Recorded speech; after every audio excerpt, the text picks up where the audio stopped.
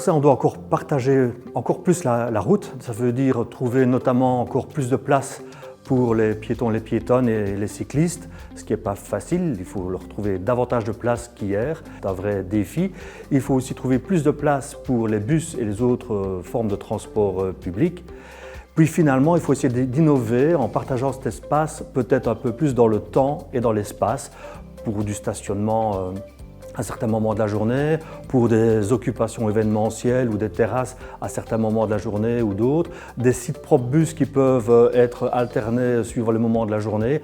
Alors dans ce partage de l'espace, il faut rester quand même attentif à ce que ce soit lisible, compréhensible par chacune et chacun et que ça reste des lieux sûrs pour que les usagers ne soient pas eux-mêmes en insécurité, ne comprenant plus la bonne lecture de l'espace public. C'est important de connecter la route aux gestionnaires de voirie, aux services de mobilité et finalement à l'ensemble des usagers.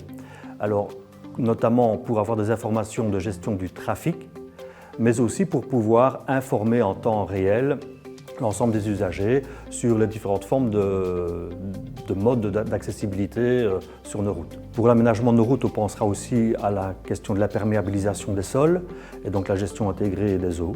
On pensera aussi aux plantations, on pensera au mobilier. Bref, on aura une vision un peu d'ensemble et pas uniquement que l'aspect du revêtement ou des fondations, la partie infrastructure, mais bien une approche globale et durable de l'aménagement de voirie.